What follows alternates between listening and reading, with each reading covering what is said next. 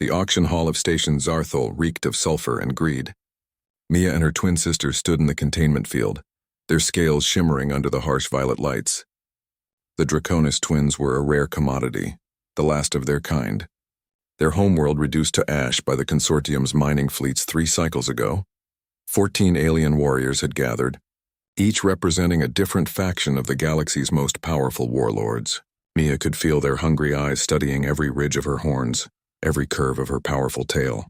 Beside her, her sister's breathing came in short, controlled bursts. They had survived this long by being smart, not strong. The bidding starts at 50,000 credits, the auctioneer announced, its translator chip crackling. In the back corner of the hall, Leo adjusted his worn jacket and kept his head down. The human pilot had been nursing a drink at the station's cantina when he'd overheard the auction. Humans were still considered a backwater species, too young, too reckless, too emotional. That reputation had its advantages. The bidding escalated quickly. A Crothian berserker offered weapons-grade plutonium. A Vex merchant countered with a fleet of mining drones. The room buzzed with competitive energy as the price climbed higher and higher. Leo studied the security systems with a practiced eye. Station Zarthul was supposedly impenetrable, but he'd seen impenetrable before. Human engineers had a saying, every system had a weakness if you knew where to look. And Leo had been looking for the past hour. 200,000 credits, roared a massive Thoraxian, its forearms gesturing wildly. Mia's jaw tightened. She'd rather die than become some warlord's trophy. Her eyes scanned the crowd, searching for any opportunity, any weakness.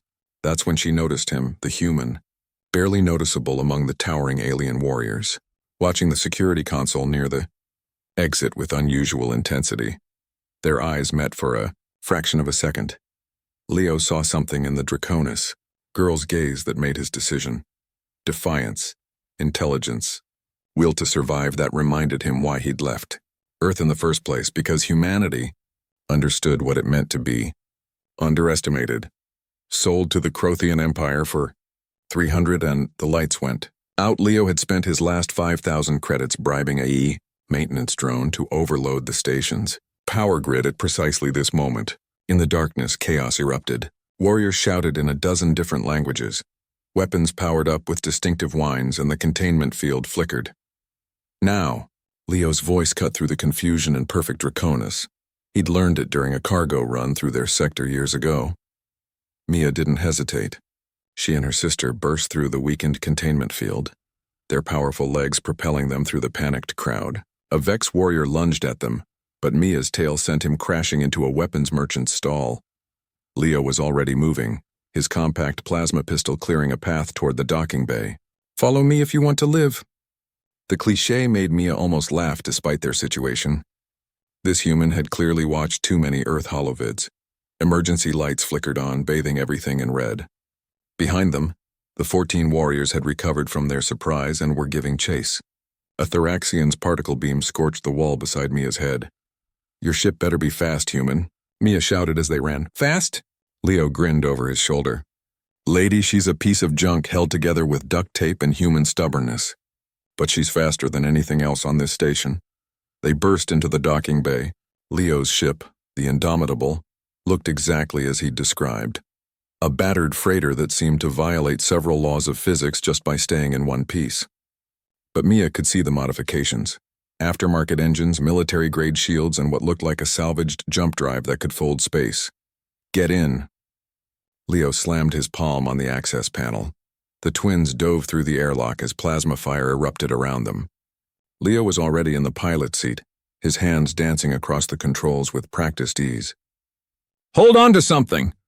The Indomitable's engines roared to life, not the smooth hum of modern drives, but the raw, throaty bellow of human-modified propulsion systems that prioritized power over elegance. "They're sealing the bay doors," Mia's sister warned. "I noticed," Leo muttered.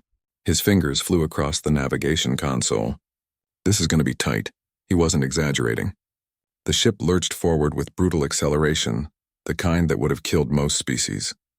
But humans had evolved on a high-gravity world, and Leo had built his ship to match.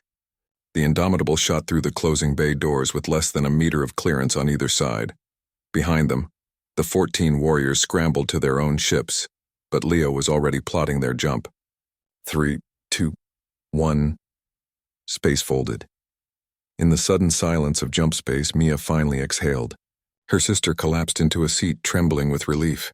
"Why did you help us?" Mia asked, studying the human pilot who just made enemies of some of the galaxy's most dangerous factions. Leo leaned back in his chair, a tired smile on his face. "Back on Earth, we've got a saying. Nobody puts baby in a corner. It means some things are just wrong and somebody's got to do something about it." He glanced at them. "Besides, humanity knows what it's like to be underestimated. Figured you deserved better than being some warlord's collection piece." Mia felt something unfamiliar, hope. This strange, reckless human had just declared war on half the galaxy to save 2 strangers. Maybe the rumors about humans were wrong. Maybe they weren't reckless, maybe they were just brave enough to do what others wouldn't. "Where are we going?" her sister asked. Leo's grin widened. "Ever heard of the free colonies? They're always looking for people who can't go home, and trust me, they love a good underdog story." He set the autopilot and turned to face them properly. "Name's Leo, by the way. Welcome aboard the Indomitable." "Mia," she replied, extending her clawed hand. "And this is my sister." "Thank you, Leo." As their hands clasped, Mia realized that sometimes salvation came from the most unexpected places. Behind them, 14 warriors were plotting revenge. Ahead, the unknown waited.